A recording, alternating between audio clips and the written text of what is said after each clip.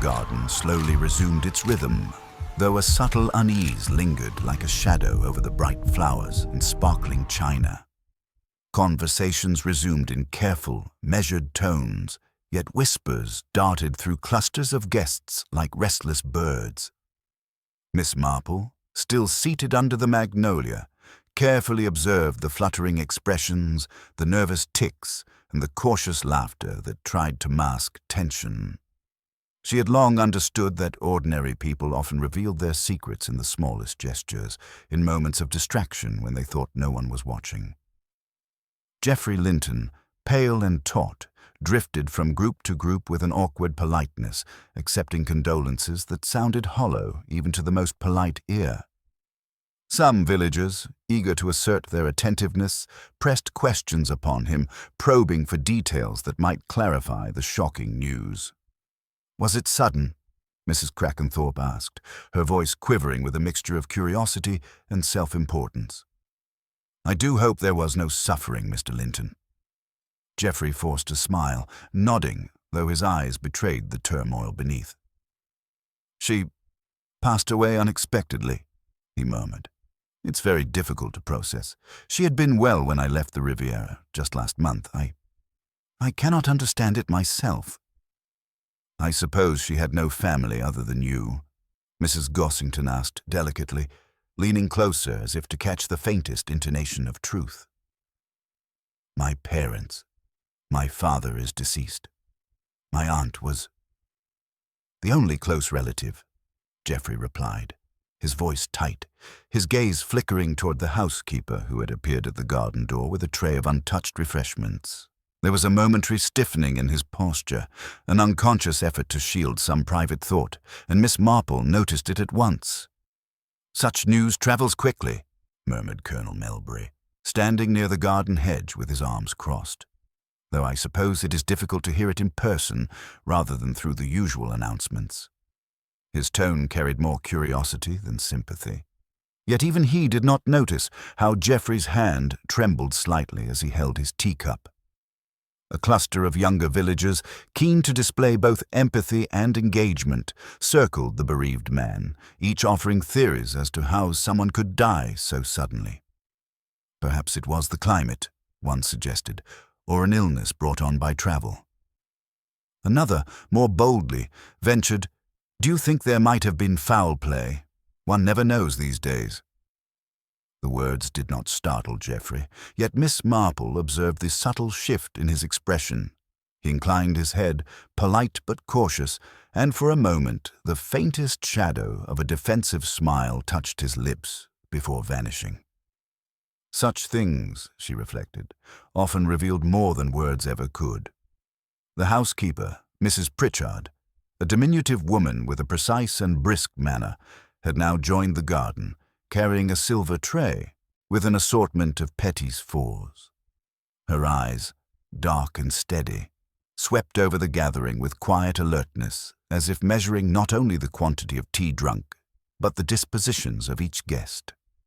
Miss Marple made a mental note of her presence. Often, those who moved behind the scenes knew more than anyone realized, and yet rarely spoke of it. As the afternoon wore on, a gentle breeze rustled through the magnolia, carrying with it a faint hint of the nearby river and the distant aroma of honeysuckle. Conversations meandered toward everyday topics, crops, upcoming fairs, and the latest arrivals to St. Mary Mead, but the telegram hung between them all like an invisible thread. Even the children, playing near the flower beds, paused occasionally to glance at Geoffrey, sensing the tension though unable to name it.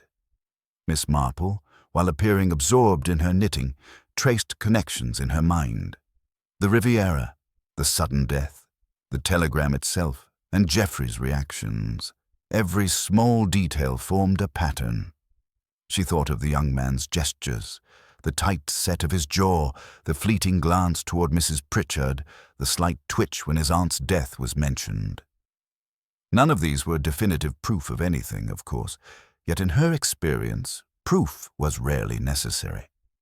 Observation, patience, and an understanding of human nature often revealed far more than official investigation ever could. Suddenly, Mrs. Gossington, ever practical, clapped her hands lightly. "Well, we must not let grief overwhelm the occasion. Geoffrey, dear, would you care to join me in showing the new rose border to our guests? It may do you good to breathe some fresh air." The suggestion, perfectly polite, carried an undercurrent of strategic distraction. Miss Marple noted it, understanding the delicate social dance that governed such gatherings, a hostess shielding her guest from both gossip and intrusive speculation while maintaining decorum. As Geoffrey followed Mrs. Gossington toward the newly planted roses, the whispers resumed in low tones.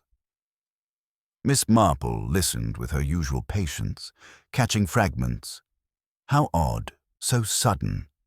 I never thought she was ill. And I heard from Mrs. Linton that she was planning to make a will." The latter remark in particular drew Miss Marple's attention. People often spoke recklessly when they believed no one truly listened. By the time tea was concluded and the sun began to dip beneath the rooftops of St. Mary Mead, the garden party had dissolved into smaller, more intimate gatherings along the gravel paths. Yet the shadow of the telegram lingered over the village like an unseen guest. Miss Marple, as she rose from her chair, tucked her knitting into her basket and adjusted her hat, felt a quiet certainty.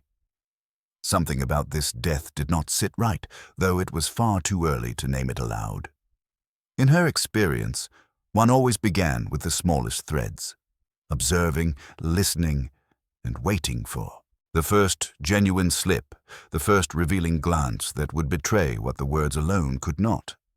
And as the last of the guests departed, Miss Marple's mind traced the outline of what might, in time, prove to be a far more tangled story than anyone suspected. A story that began, as so many did, with a single, unexpected telegram from the Riviera. By the following morning, the quiet streets of St. Mary Mead were already alive with whispers. News of the telegram had spread, carried from house to house by those who could scarcely contain their curiosity. In the bakery, Mrs. Pettigrew leaned over the counter, telling a customer with exaggerated drama, "I heard that young Mr. Linton's aunt passed away so suddenly. No one saw it coming, they say. One wonders what brought it about." The customer, nodding solemnly while fingering a fresh loaf of bread, replied that the Riviera was a curious place, with climates and intrigues that most sensible people could scarcely imagine. Miss Marple, on her usual morning stroll, noted the way the story had already taken shape in the villagers' minds. Each retelling added embellishments, transforming the initial telegram into a tale of mystery and suspense. She smiled to herself, understanding perfectly how gossip worked. Each listener supplied the missing details their imagination required, often more telling than any official account. Observing these patterns, she noted the faces that carried a subtle curiosity, a thin veneer of propriety barely concealing prying interest. As she passed the Linton residence, the windows were drawn and the blinds moved softly in the morning breeze. Geoffrey had remained in the house, receiving visitors and dealing with the letters that arrived in polite succession. Miss Marple, taking care to appear casual, nodded politely to the housekeeper, Mrs. Pritchard, who returned the greeting with her usual efficiency and discretion. That brief exchange, though almost invisible to the casual observer, conveyed far more than words. A quiet understanding that the household was in a state of tension and that the bereaved young man was struggling to maintain composure. Later, at the post office, the usual crowd had gathered, all eager for news or confirmation.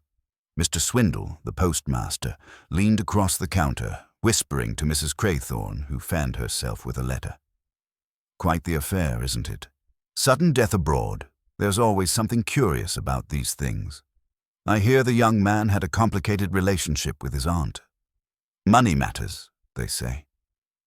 Mrs. Craythorne, eyes wide, clutched her handbag as if the secrets were too heavy to bear. Miss Marple, standing discreetly near the doorway, observed the exchange with a faint smile. Ambition, avarice, and concern. These, she knew, were the undercurrents beneath polite conversation, and they often revealed more about the participants than about the absent dead. By mid-morning, Geoffrey Linton emerged from his house for a brief walk, shoulders stiff, hands deep in his pockets. He nodded to acquaintances with polite detachment, but his mind seemed elsewhere. Miss Marple, walking at a measured distance, noticed the repeated glances he cast toward the old churchyard at the village edge, where family graves lay under the gentle sway of yew trees. There was a tension in him that went beyond grief, a careful restraint that suggested thoughts he did not wish to share. Back in the village square, small groups of villagers clustered near the fountain, each offering their version of the events. "I heard it was heart failure," said one. No, countered another. "I'm told there were letters, rather secret ones, arriving just before the telegram. That could mean anything." Miss Marple listened silently, noting how each villager's account reflected more of themselves than of Geoffrey or his aunt. There were subtle patterns, she thought. Those who sought excitement in the story overemphasized danger. Those inclined to morality emphasized scandal. Those who wished to appear rational clung to vague facts, avoiding speculation. At midday, Miss Marple visited the village church to light a candle, ostensibly for contemplation. She lingered near the pews, observing the mourners who had come to offer condolences. She noted the way a young woman, Mary Craythorne, paused longer than courtesy required, casting a curious glance at Geoffrey before retreating to the organ. The subtle hesitation, the measured avoidance, suggested a story untold, one she filed away carefully in her mind. The dead, though silent, often left traces in the living. It was these traces Miss Marple sought. Returning home for lunch, she paused to watch a delivery boy, who, carrying parcels along the high street, seemed unusually attentive to the Linton house. Miss Marple considered the rhythm of village life. Even ordinary deliveries could conceal messages or observations, and the boy's lingering steps piqued her curiosity. She made a note to inquire subtly later, understanding that in a village as small as St. Mary Mead, the tiniest irregularities often led to the most significant revelations. By mid-afternoon, the pattern of the day had settled into a delicate, tension-filled routine. Geoffrey remained secluded, receiving occasional visitors whose motives were as opaque as their smiles. The villagers circulated stories, filling in gaps with conjecture, and Miss Marple, ever observant, maintained a quiet vigilance, tracing the flow of conversations, gestures, and glances. Each detail, she knew, mattered. The sudden death in the Riviera was not yet a puzzle ready to solve, but the threads were beginning to appear. Threads that, when pulled, would reveal a tangled web of motives, secrets, and concealed truths. And as the sun slanted lower once more, casting elongated shadows across the village green, Miss Marple reflected on the delicate balance between grief and curiosity, between appearances and reality. She sensed that the days to come would bring more than mere speculation. They would bring opportunity, misstep, and confession, each carefully observed by a woman who understood, better than most, that human nature rarely disguised its intentions completely. By the following evening, St. Mary Mead had assumed a subdued rhythm, though the atmosphere carried an undercurrent of anticipation. The villagers, despite the outward appearance of normalcy, had become acutely aware of the sudden death from the Riviera, and speculation lingered behind polite smiles and measured conversations. Miss Marple, walking through the neatly paved streets, noted the subtle changes in behavior. Windows left slightly ajar to catch the evening breeze, voices lowered when discussing the Linton household, and glances that lingered a touch too long. In a village as small as theirs, human nature left traces as surely as footprints in soft soil. Geoffrey Linton, who had spent the morning retreating among letters and documents, emerged once more into the village square.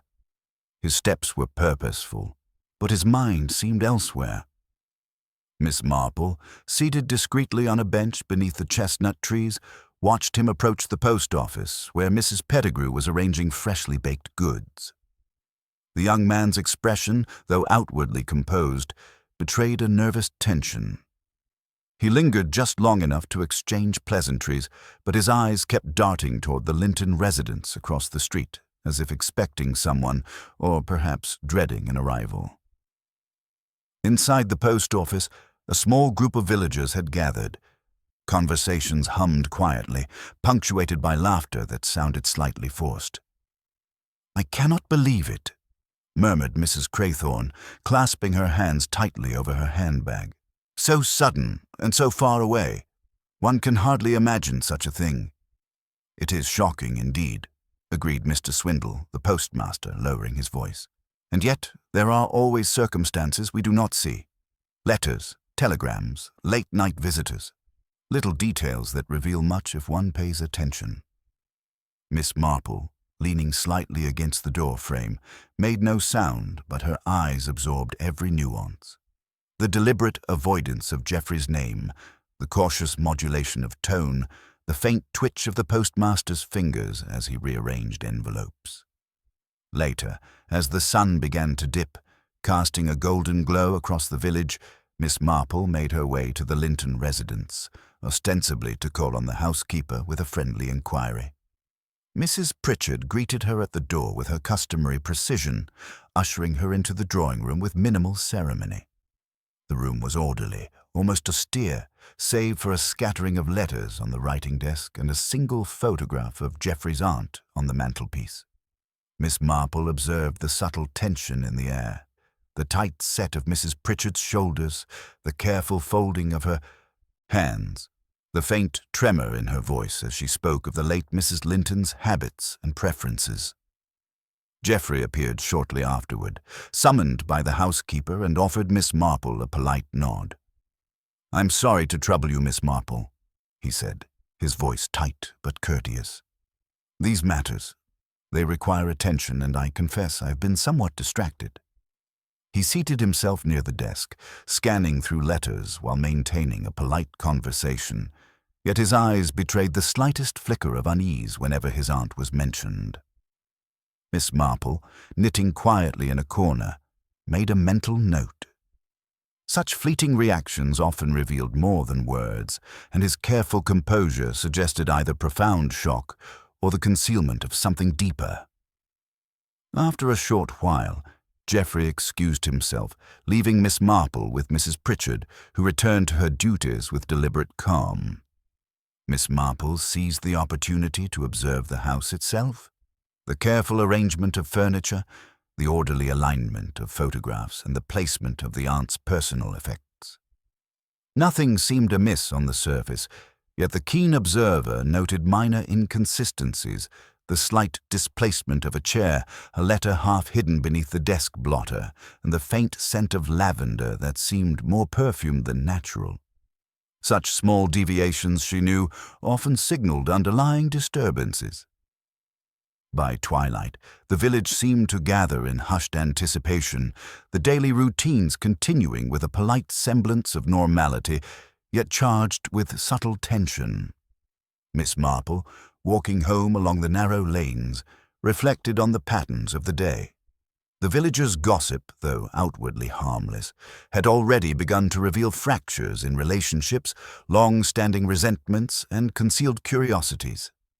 Geoffrey's behavior, the reactions of Mrs. Pritchard, and the half-spoken hints of those around the post office painted a delicate web of observation that, when followed, might reveal the truth behind the telegram. That evening, at her cottage, Miss Marple reviewed the threads she had noted. Geoffrey's fleeting expressions of unease, the postmaster's careful wordplay, Mrs. Craythorne's subtle interest, and Mrs. Pritchard's precise attentions. Each small detail, considered alone, might seem inconsequential, yet together they suggested a story not fully told. Death, she knew, rarely occurred in isolation. It often carried a shadow of human interference, intention, or oversight. And it was the faintest signs of behavior, the hesitation before a reply, the glance toward an unseen corner, the careful avoidance of certain topics that would, in time, illuminate the truth. As darkness settled over St. Mary Mead, lanterns flickered in windows, casting muted light upon quiet streets.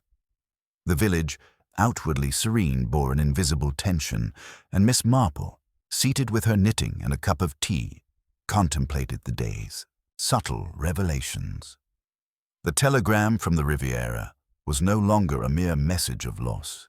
It was a key, delicate and hidden, capable of unlocking secrets that might otherwise remain buried.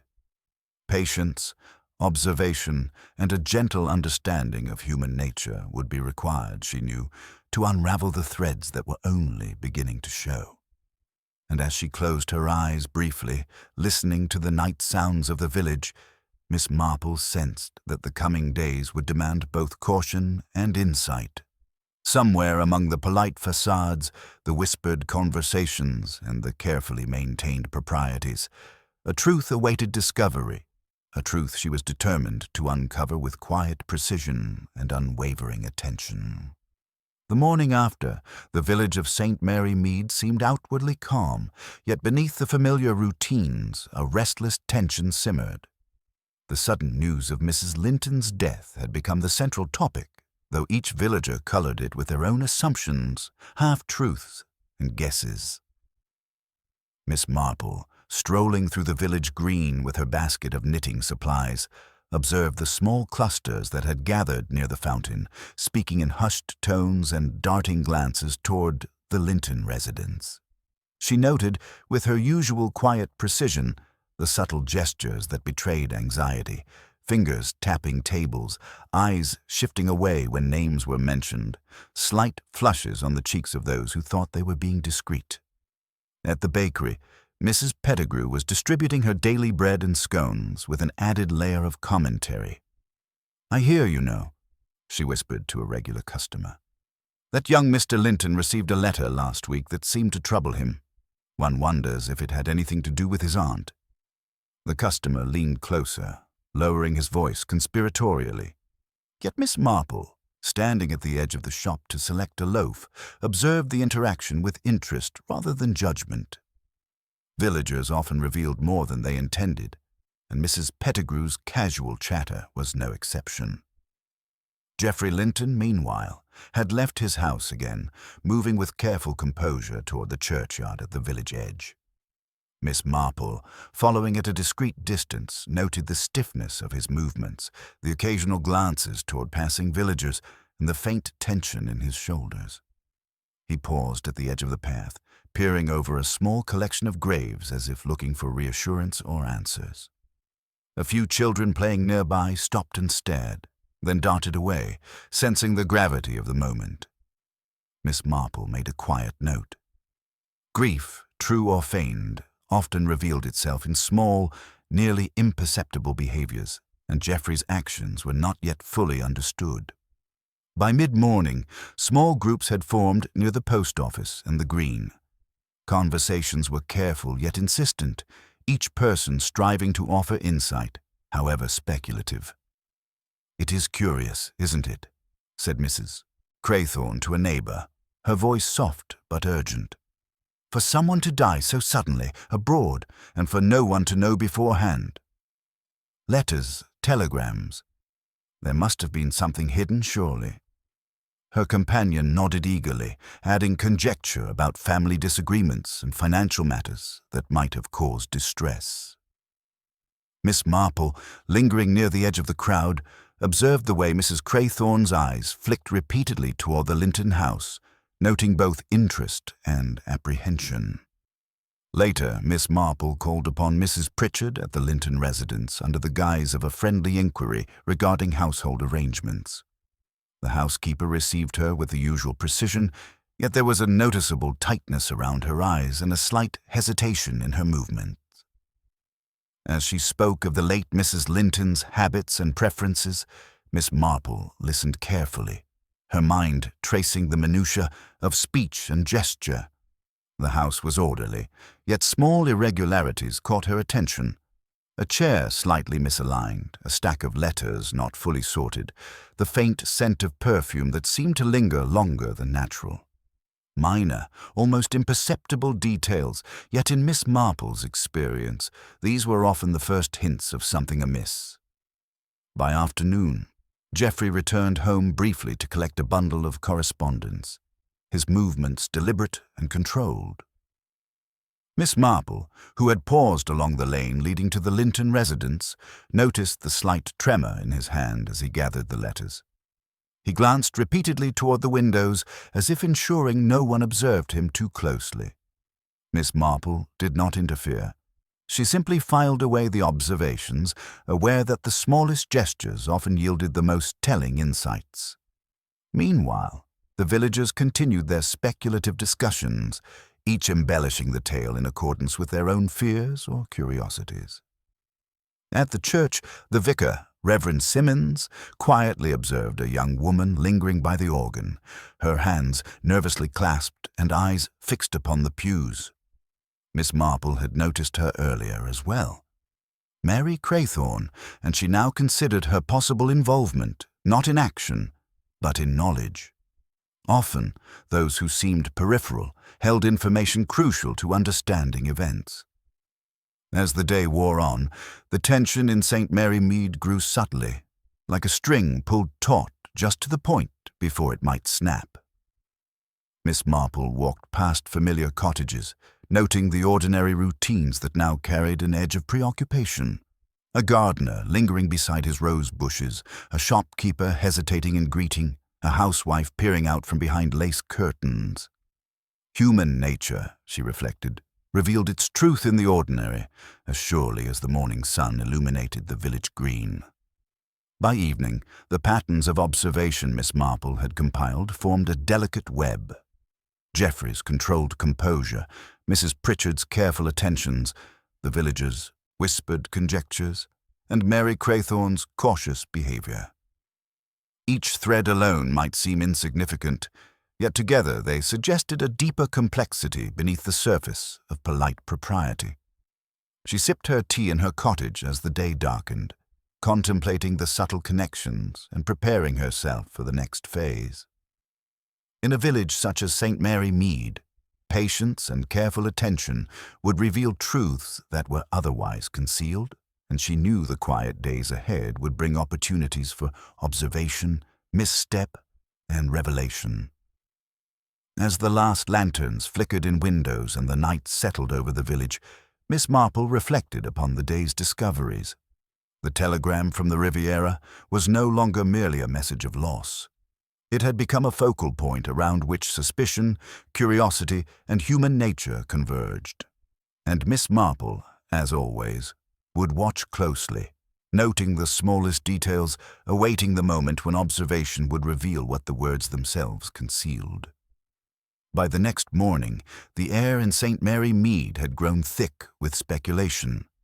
What had once been subdued curiosity had now taken on the liveliness of suspicion, and the village seemed to buzz with unspoken questions. Miss Marple, knitting in her customary chair by the window, observed the ebb and flow of villagers along the high street, noting the almost imperceptible signals they sent to one another, a deliberate glance, a careful smile, a subtle tightening of the lips. Every gesture was a clue, every hesitation a signpost toward understanding human behavior. Geoffrey Linton had ventured outside once more, this time toward the village inn, where a small group of locals had gathered for their morning discussions over tea and scones. He moved with deliberate composure, though the stiffness in his shoulders suggested a mind preoccupied. Miss Marple, taking a leisurely walk that brought her past the inn, noted the way Geoffrey's eyes flickered toward the doorway whenever someone approached. There was a wariness in him, and though he smiled politely at the villagers he passed, it was the subtle signs of tension, fingertips brushing over the edge of his jacket, the careful avoidance of certain gazes, that spoke most plainly. Inside the inn, conversation ran with low, conspiratorial energy. "I hear he wasn't always close to his aunt," said Mrs. Pettigrew, lowering her voice as if the walls might overhear. I suppose that might explain the telegram's tone. One can never tell, even with family. Mr. Swindle nodded, adding, "And there were letters sent back and forth recently, from what I understand. Financial matters, perhaps, or disagreements. One never truly knows." Miss Marple, seated in a quiet corner with her knitting basket by her side, allowed her fingers to move automatically while her mind catalogued the nuances of each statement. People often revealed themselves most clearly when they believed no one in authority was listening. As the morning wore on, Geoffrey left the inn, only to be intercepted briefly by Mary Craythorne, who had lingered nearby under the pretense of visiting the baker. She offered him a polite greeting, one that masked a nervous curiosity, and asked after his welfare. Geoffrey, with a slight nod, responded with measured courtesy, though his fingers tightened around the handle of his walking stick. Their brief interaction, while entirely innocuous to casual observation, drew Miss Marple's attention. Small gestures, unguarded expressions, and subtle reactions were often more revealing than words. Miss Marple, following at a discreet distance, noted the way Mary lingered after Geoffrey had passed, glancing toward the Linton residence as if expecting someone to appear or some event to occur. She observed the faint tension in the young woman's jaw and the subtle darting of her eyes. Village life, Miss Marple reflected, had a way of magnifying the ordinary, of bringing into relief motives and behaviors that might otherwise remain hidden. She made a mental note. While Geoffrey's reaction to the telegram was evident, the surrounding characters, Mrs. Pritchard, Mary Craythorne, and even casual villagers, each exhibited small but telling signs that warranted further attention. Later that afternoon, Miss Marple paid a visit to Mrs. Pritchard once again, under the guise of a friendly inquiry about housekeeping and the late Mrs. Linton's personal effects. The housekeeper, standing with her usual disciplined posture, answered politely but seemed slightly more alert than before, as though anticipating questions beyond her role. Miss Marple asked about letters, telegrams, and other correspondence, speaking gently and without direct scrutiny. Mrs. Pritchard's answers were precise, yet her eyes flickered toward the desk where Geoffrey's papers had been left, betraying a subtle curiosity and perhaps a hint of concern. By evening, the village square had become a stage for quiet observation. Small groups clustered near familiar corners, and conversation ran in carefully measured tones, filled with suppositions and tentative judgments. "It does seem odd," whispered Mrs. Craythorne to a neighbor, "that he has received no visitors from abroad except for the post. I wonder what those letters contained."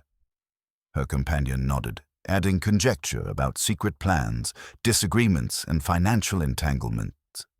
Miss Marple, observing from a shaded bench beneath the chestnut trees, allowed these remarks to flow past, noting the underlying patterns of human curiosity and anxiety.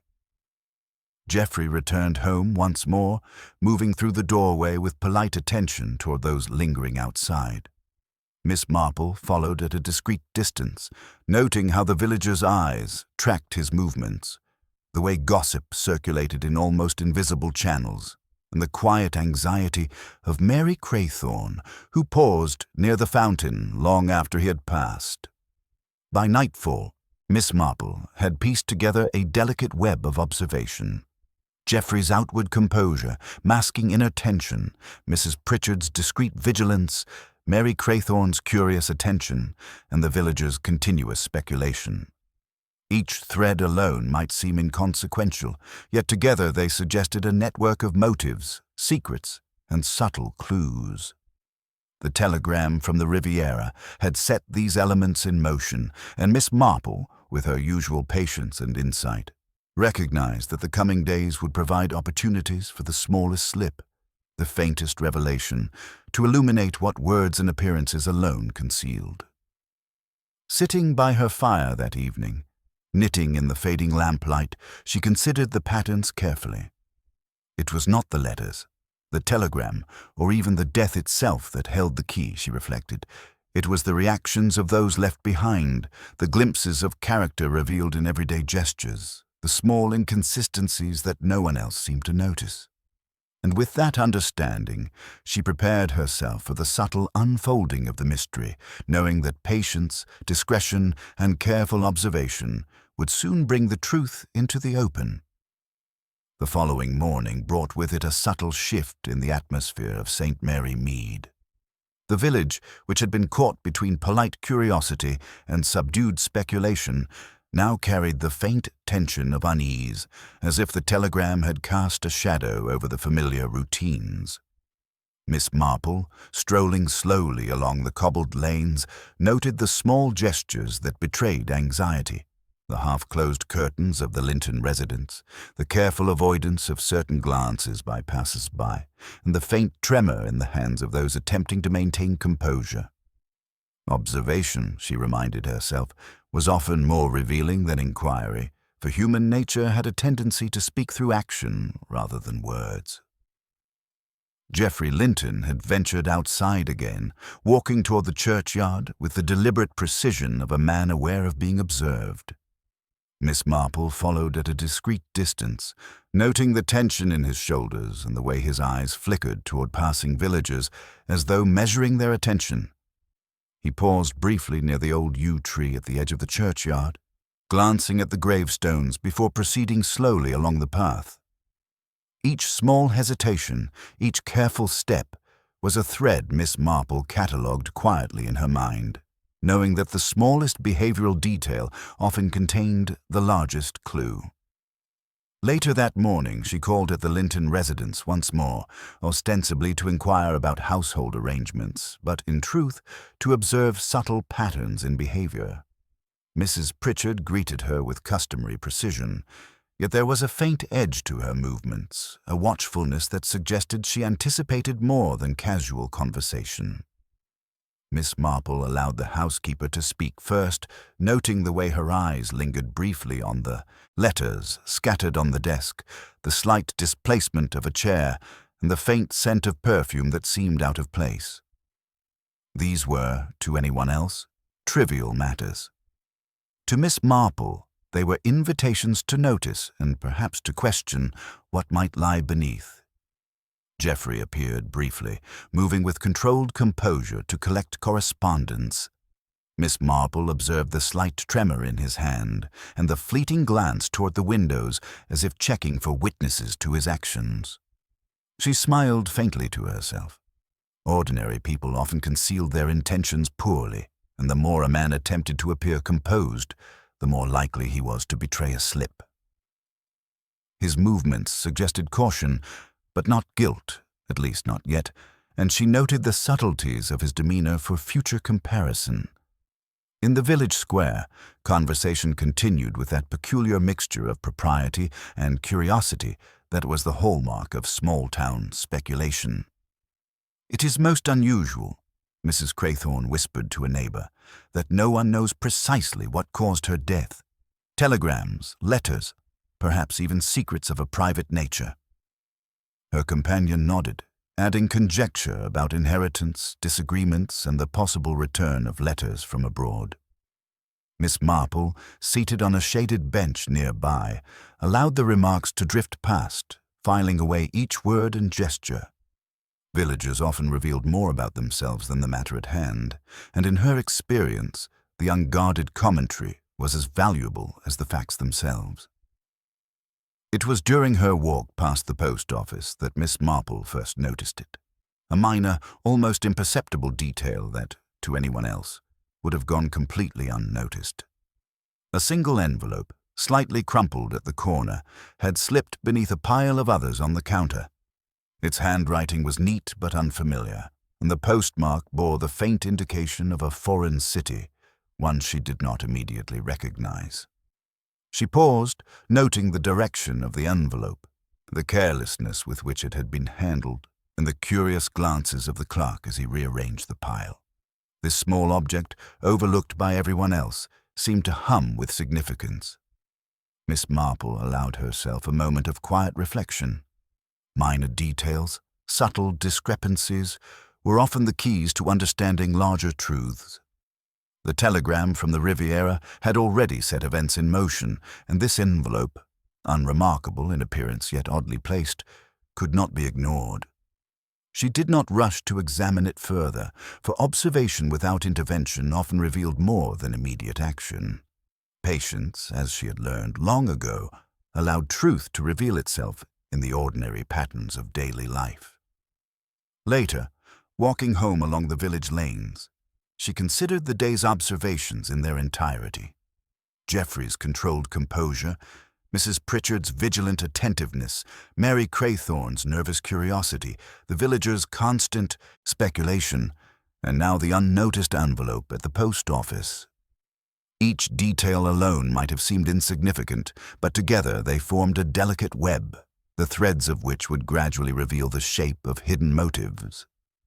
Miss Marple understood that this was the point at which patience and careful attention mattered most.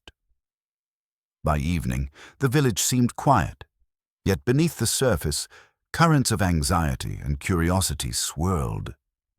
Miss Marple sat in her cottage, knitting beside the fire, reviewing each observation in her mind. She knew the coming days would provide further clues, subtle slips and unguarded moments, each contributing to the full picture of events set in motion by a single telegram from the Riviera.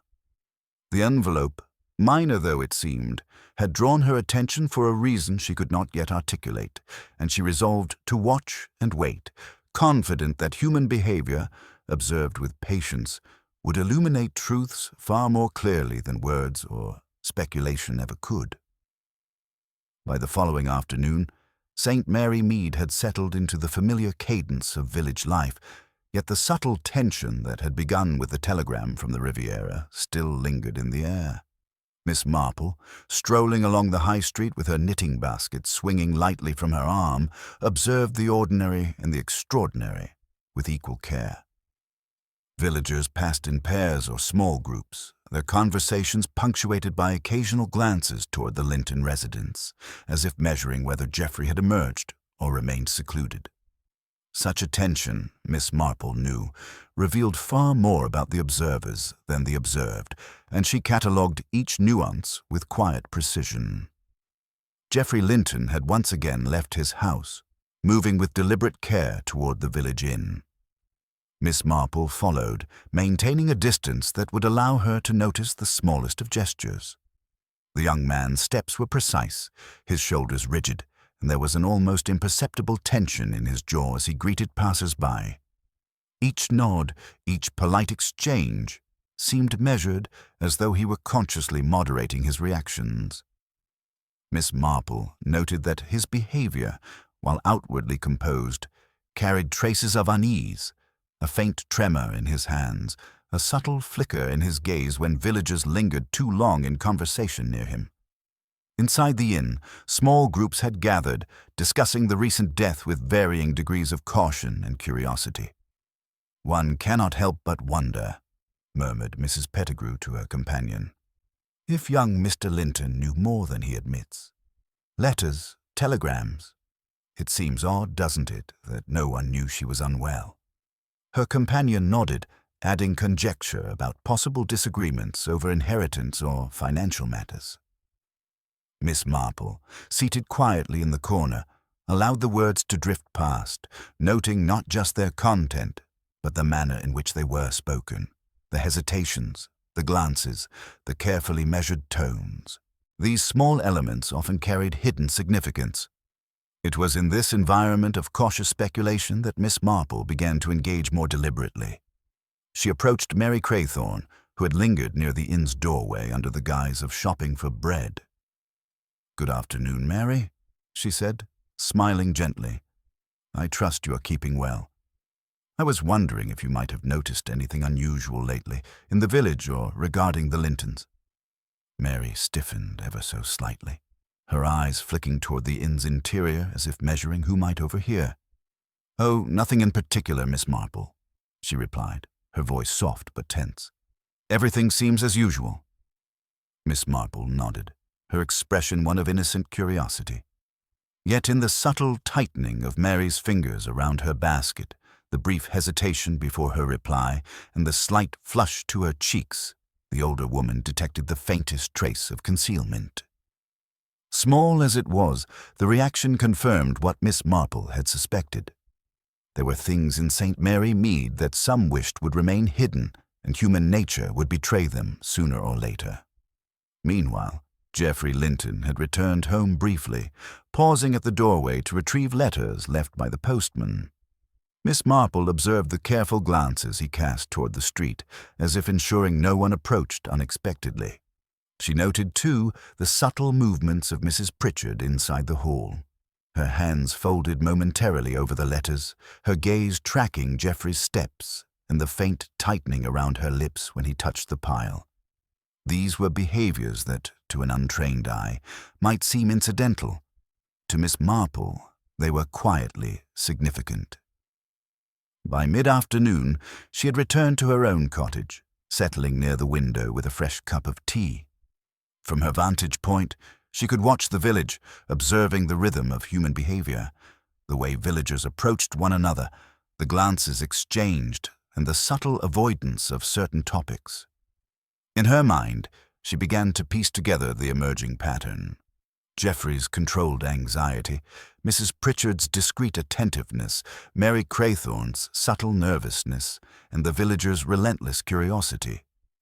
Each of these threads, seemingly separate, hinted at deeper currents of motive and knowledge. It was then that a small, almost imperceptible detail caught her eye. A figure lingering near the garden gate of Gossington House, a posture both casual and deliberate, as though monitoring the comings and goings of others. Miss Marple studied the person carefully, noting the faint tilt of the head, the positioning of the feet, and the occasional glance over the shoulder.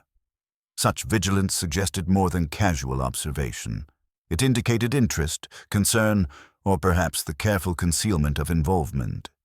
In her experience, those who watched too carefully often had something to hide.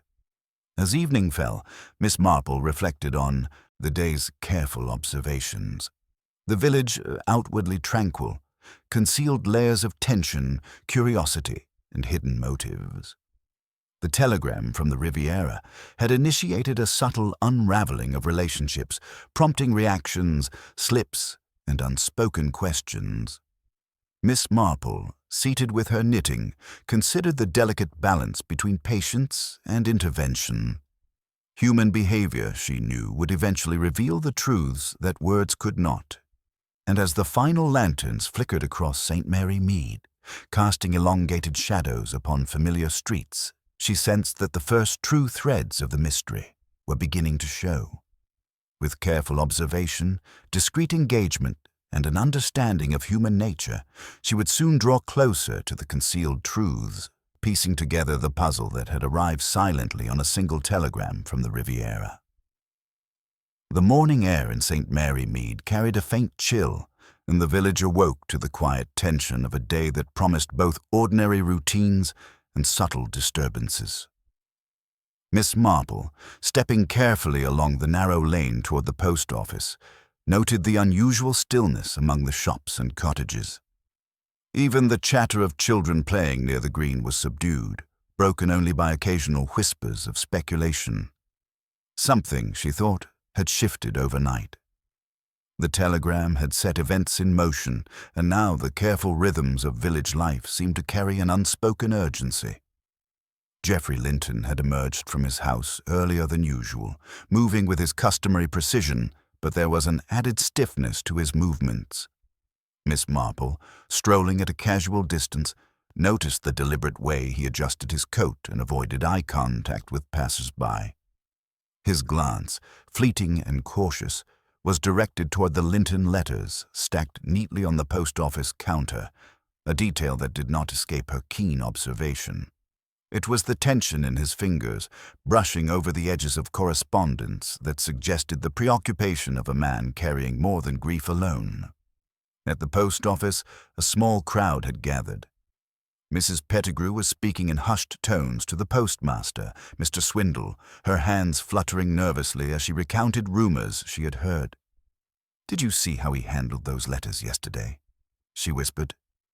There was something careful, deliberate, almost as if he feared someone would notice. Mr. Swindle nodded knowingly, adjusting a pile of envelopes, though his expression suggested discretion rather than judgment. Miss Marple lingered at the edge of the group, allowing their commentary to pass without remark, cataloguing both the content and the subtle nuances of their delivery. Human nature, she reflected, was always more revealing than facts alone. As Geoffrey departed from the post office, he was briefly intercepted by Mary Craythorne, who had lingered nearby under the pretense of shopping for bread. Her voice was soft, polite, but carried an edge of curiosity. "Good morning, Mr. Linton," she said. "I trust you are managing everything all right."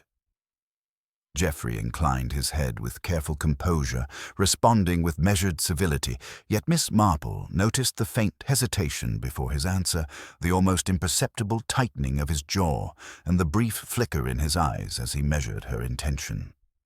Such details, she knew, could reveal more than direct questioning ever would. Later, Miss Marple made her way to the Linton residence, taking the opportunity to observe the household in its ordinary functions. Mrs. Pritchard received her with the usual discipline, yet the watchfulness in her gaze had sharpened. As they moved through the drawing-room, Miss Marple noted the carefully arranged letters on the desk, the faintly displaced photograph on the mantel, and the delicate scent of perfume that seemed more purposeful than accidental. These minor irregularities, she considered, could indicate a disturbance of routine, whether deliberate or unintentional, and warranted attention. While the house seemed outwardly calm, a new development had quietly emerged. A telegram, bearing a foreign postmark distinct from the previous correspondence, had arrived earlier that morning and been placed discreetly on Geoffrey's desk. Miss Marple, who had arrived just after its delivery, caught a brief glimpse of the envelope before Mrs. Pritchard removed it, her movements precise yet tinged with an unmistakable tension. The slight hesitation, the careful handling, and the almost imperceptible glance toward the window suggested that this new communication held more significance than anyone outside the household suspected. By mid-afternoon, whispers had begun circulating once more throughout the village. At the inn, conversations hummed with speculation and tentative conjecture. "Another telegram, they say," remarked Mrs. Pettigrew, lowering her voice as though she feared it might carry beyond the walls. "I do hope it contains no troubling news. It seems unusual that such matters continue without explanation." Her companion nodded, adding conjecture about hidden disputes and concealed intentions. Miss Marple, seated near the doorway, allowed their words to drift past, taking note not of the content, but of the cautious eagerness with which it was spoken. Each inflection, each glance, was a piece of the puzzle she quietly assembled. As evening approached, the village seemed to thrum with anticipation, and Miss Marple walked home through the quiet streets, reflecting on the subtle changes she had observed. Geoffrey's careful movements, Mrs. Pritchard's discreet tension, Mary Craythorne's watchful curiosity, and the village's pervasive speculation all suggested a network of motives and concealed knowledge. The arrival of the new telegram had introduced a fresh element, one that, though minor in appearance, hinted at hidden layers of communication and purpose. Back in her cottage, Miss Marple settled with her knitting by the fire, reviewing the threads she had collected over the day. She considered the telegrams, the reactions of Geoffrey and those around him, and the subtle but telling gestures that indicated concern, concealment, or awareness. Human nature, she reflected, rarely allowed the truth to remain entirely hidden. It revealed itself in slips, in hesitations, and in the careful, often unconscious modulation of behavior. The coming days, she sensed, would provide opportunities for observation, for subtle questioning, and for the exposure of truths that had thus far remained obscured. And as darkness fell over St. Mary Mead, casting familiar shadows along the lanes and cottages, Miss Marple allowed herself a quiet certainty. The puzzle initiated by a single telegram from the Riviera was now becoming more complex, and each small, overlooked detail the tremor of a hand, The displacement of a letter, the glance of curiosity, was beginning to form the outline of a mystery that only patience and careful observation could unravel. The following morning, a crisp clarity had settled over St. Mary Mead, yet the village's quiet streets carried an unspoken tension. Miss Marple, stepping out with her knitting basket swinging lightly at her side, noticed the subtle alterations in the villagers' movements. A slight hesitation before entering the shop, a careful avoidance of the Linton residence, and the persistent, almost imperceptible glances toward Geoffrey whenever he appeared in the square. Observation, she reminded herself, was the key. In a small village, the smallest gesture often carried the weight of intention. Geoffrey Linton had ventured out earlier than usual, his steps deliberate, his coat tightly buttoned, and a careful eye on the passers-by. Miss Marple followed at a respectful distance, noting the tension in his shoulders and the occasional glance toward the post office, where letters and telegrams had become objects of quiet intrigue. She observed the subtle tremor in his fingers when he adjusted the stack of correspondence, a gesture almost imperceptible but telling in its unease. Every small action, she reflected, was part of a narrative he could not fully control, and it was in these micro-moments that truth often emerged. As he passed the inn, a figure moved from the shadows of the doorway. Mary Craythorne. Her approach was casual, though her steps betrayed hesitation, and her eyes flicked toward Geoffrey with a mixture of curiosity and apprehension. "Good morning, Mr. Linton," she said softly, keeping her voice light. "I trust the day finds you well." Geoffrey inclined his head, replying with measured civility, though Miss Marple noted the almost imperceptible pause before he spoke, the slight stiffening of his jaw, and the glance toward the street as though ensuring no one was observing. Small as these reactions were, they were the very signals Miss Marple relied upon to understand human intention. Later, she took the opportunity to visit the Linton residence once more, ostensibly under the guise of inquiry about household arrangements. Mrs. Pritchard greeted her with precision, though there was an edge to her attentiveness that suggested she expected more than simple conversation. Miss Marple allowed her to speak first, noting the subtle tightening of her hands when she gestured toward the letters on the desk, the deliberate alignment of photographs on the mantel, and the careful handling of the telegram that had arrived the previous day. These seemingly minor gestures indicated a concern with concealment, a desire to control what might be revealed, and they intrigued Miss Marple deeply. It was in this environment of restrained attention that she decided to engage subtly with Geoffrey himself. Approaching the house in the late afternoon, she greeted him warmly, allowing her tone to convey casual interest rather than inquiry. "I hope I am not intruding, Mr. Linton," she said, seating herself with the ease of an old friend. "I was curious to hear how you have been managing since receiving the telegram. I imagine such news is not easily reconciled." Geoffrey's polite smile was steady, yet she caught the fleeting flicker of hesitation in his eyes, the nearly imperceptible twitch of his fingers as they rested upon the arm of his chair.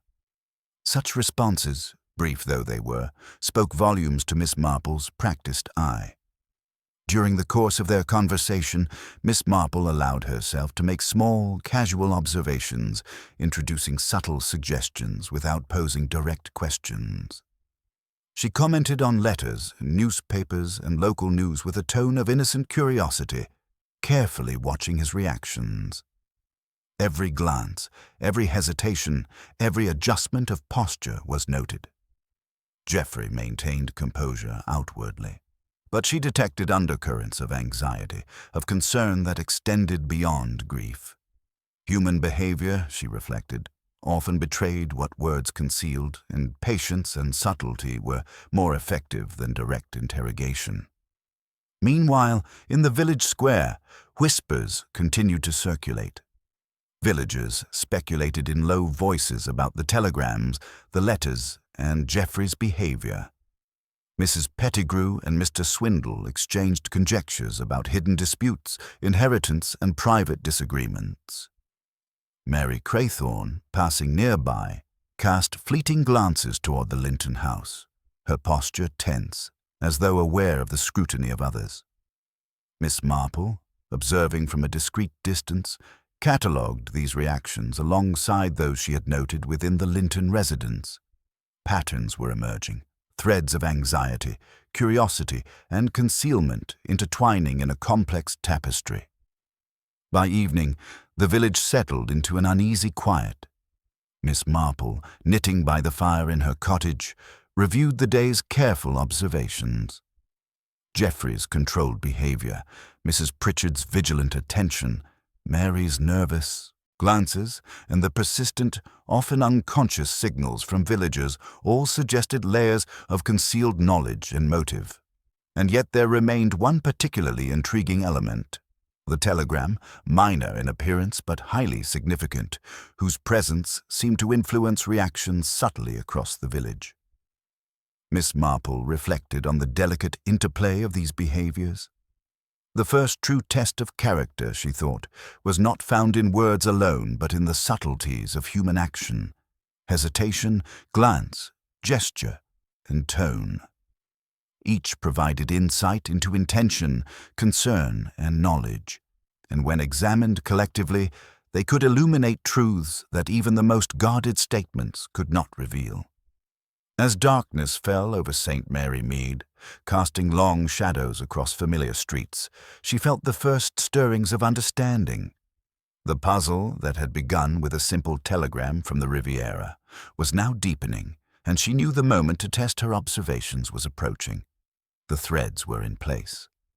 Patience, subtle questioning, and careful observation would soon allow her to unravel them, revealing the hidden truths that had begun to shape the quiet village into a stage of concealed motives and untold stories. By mid-morning, St. Mary Mead hummed with the subtle tension of anticipation, though the village retained its outward calm.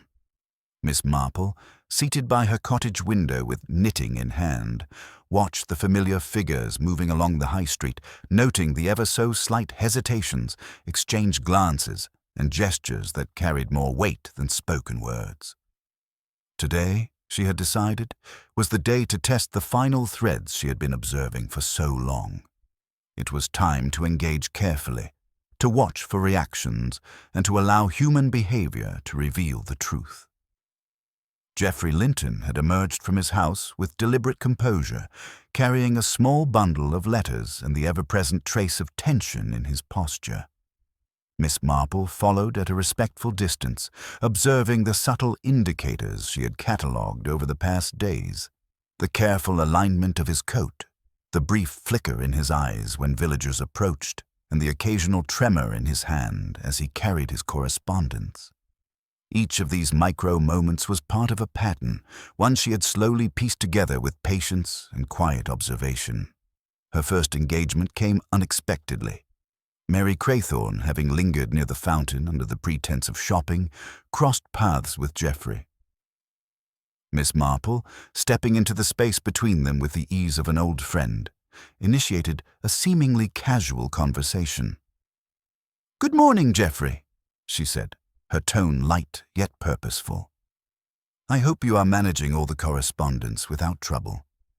One can imagine such letters, arriving so unexpectedly, might create some confusion." Geoffrey's eyes flickered briefly to hers, and she noted the almost imperceptible tightening of his jaw, the faint pause before he replied. Even in politeness, he betrayed the tension she had expected. From her careful observation, Miss Marple had already discerned the truth. The telegrams, the letters, and the reactions of those around Geoffrey were not merely incidental. They formed a network of concealed knowledge and subtle manipulation, one whose threads converged in a single, carefully orchestrated deception. But to confirm her suspicions, she needed to observe a reaction in real time to create a situation in which truth would reveal itself through behavior rather than direct accusation.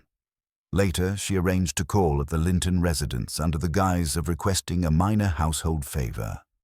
Mrs. Pritchard, maintaining her usual precision, led her through the drawing room.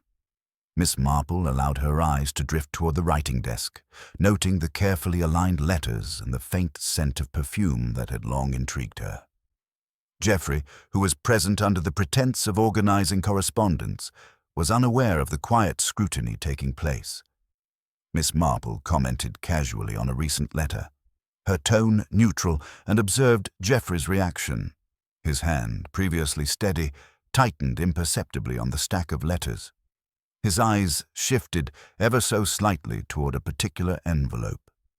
It was the envelope itself, minor in appearance yet significant in origin, that held the key. Miss Marple's careful psychological testing came to fruition as Geoffrey's reactions became more telling. A fleeting tremor, a shift in posture, a rapid blink, all subtle signals she had learned to interpret over decades of observing human nature. With gentle inquiry, she continued, mentioning details of correspondence that might have been mundane yet held significance only to the guilty. Geoffrey, though composed, could not entirely conceal his anxiety, and Miss Marple's understanding deepened with each measured observation. Finally, she allowed the conversation to drift to Mary Craythorne, noting her hesitations, her carefully modulated tone, and the slight, almost imperceptible glance she cast toward Geoffrey when Miss Marple referred to the telegram. It was in this silent exchange that the truth crystallized. The telegram from the Riviera, the letters, and the minor inconsistencies observed over the past days were part of a deliberate effort to obscure a hidden grievance, one that combined old resentments, subtle manipulation, and opportunistic concealment. With a smile that belied the precision of her deductions, Miss Marple addressed Geoffrey directly, her voice calm but resolute. "Geoffrey, I believe you have received news that has caused concern, but the cause of that concern is not the letters themselves, nor the telegrams. It is what they concealed, and how others were made to interpret them." Geoffrey's gaze faltered, the carefully maintained composure slipping for a fleeting moment, and in that instant, Miss Marple's understanding aligned perfectly with the subtle evidence she had collected. She continued, gently yet decisively revealing the sequence of events, explaining how the minor details, the misaligned chair, the faint scent of perfume, the timing of arrivals and departures, and the reactions of those around him, had pointed to the orchestrated concealment of intention. Geoffrey, confronted not with accusation but with careful reasoning, could do nothing but acknowledge the clarity of her deductions. Mary Craythorne, likewise, recognized that Miss Marple's quiet observations had untangled the web of secrecy and deception. By evening, the village had settled into a quiet stillness, the tension replaced by a tentative understanding.